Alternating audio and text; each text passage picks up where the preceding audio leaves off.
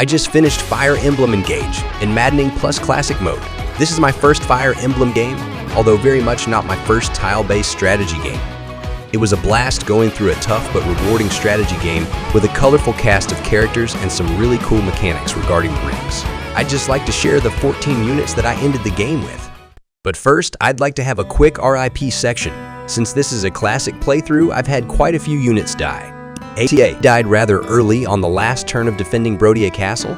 When she died, the enemy Pegasus units were threatening a lose condition, and I was on my last rewind, so I didn't want to risk losing the whole map and just went for the win without her. In Chapter 10 and 11, we lost all the Emblem rings, and while fleeing from the enemy, almost the entire army was slaughtered. Alfred, Celine, Lewis, Diamond, Jade, Alchrist, and Anna all died. And finally, Saphir almost makes it alive, but falls in the last chapter, exactly one turn before we win. Thanks for the lessons, comrades. With the obituary out of the way, let's take a look at my game-winning characters. Let's start with my divine dragon named Colgate. She's a Wyvern Knight with such a high attack to the point that her steel sword +3 never needed upgrading past the early game.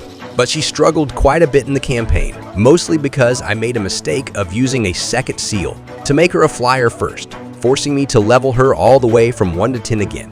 Hilariously, this means I never got the Divine Dragon class, and so I never unlocked the Wyvern riding minigame in Somniel. Still, once she's a flyer, Colgate becomes an amazing bonded shield partner for Ivy as they can both fly anywhere. Colgate will barely attack herself, but still has some good damage. My Divine Dragon gets an A for a solid performance. The second unit and the only other early game unit in my final roster is Fran.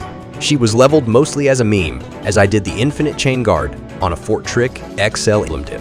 I did the Infinite Chain Guard trick on 2 separate maps, which meant she went from level 1 to internal level 40, but still, her stats were just so bad that I never used her. That is until the last chapter, when I needed another mage to one-turn Sombron the moment he drops his shield. With a second seal and a few emblem training, Fran became that mage. I'll give her a rating of C. Next is Kajet. Everyone knows he's strong, but for me he struggled to contribute. As a sword master with low move, he was just left behind by my flying and mage units getting to the enemy first. But when I decided to second seal into a Wyvern Rider very late in the game, he became a terror that can take out anything. He got Lucina for the final battle, but it was never relevant. For most of the game, the Navarro S-Ring and his killing edge proved to be more than enough. His rating from me is a B. As the tanks Lewis and Jade are dead, Zelkoff grew to become my main tank. He's the unit I just happily threw at choke points, and he'll easily dodge everything, sometimes even striking back with a massive critical.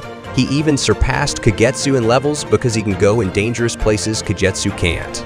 Overall, he's great and deserves an A rank. Ivy is my MVP of the entire campaign, hands down.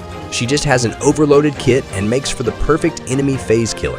She's a flyer, allowing her to position easily for enemy phase, and being a mage, can retaliate from 1-2 range with the powerful Balganon. With her grasping void, even magic-resistant mages can be taken out in 1 round. And finally, she became the perfect engage plus partner for the Divine Dragon, as she can hit Sombron 4 times and take out an entire life bar in 1 round. Ivy is amazing and deserves the S rank. I reclassed Pandre into a Mage Knight, and with Chaos style, he turns into a sort of Ivy Light with the speed and magic of Ivy, but without the flyer mobility nor its weakness. But before he became a Mage Knight, he was the Corrin Ring user, because Fire Dragon Vane is just so useful in so many maps. Pandreo gets the A rank for me. When I first got her, Marin struggled to find a niche. At the start, she didn't have the power to nuke enemies like Ivy or Pinette, but can't dodge tank like Zelkoff. Later on, as I have plenty of damage already, I decided to make her focus on survivability and tanking, and Erica became the perfect fit. She then became a dodge tank that can lifesteal to survive even longer. She gets a B for me. Pinette is of course a powerhouse, but she's even more important in my playthrough because she, along with Rosado, was the only unit that can damage the Corrupted Worm Chapter 16, Brave Axe with Ike Engrave. Also 1 round's boss health bars, and the downside of leaving Pinette vulnerable can be easily mitigated. She gets the S rank, just like Ivy.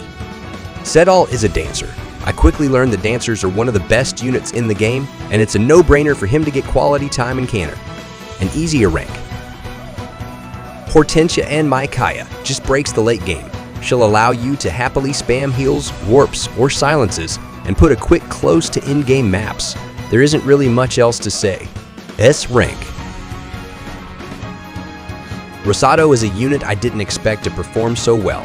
For many people, Chloe would be better, but my Chloe was so behind in experience. Rosado was just an improvement. Rosado spends his turns flanking and chucking javelins, with the option of nuking down a key target like mages or archers using his strength and Sigurd's perks, then running away to safety with Canter Plus. Rosado deserves a very cute A.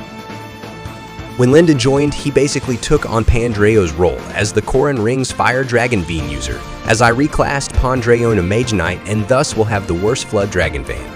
While Lyndon never had the damage Pandre had, Lyndon didn't need to.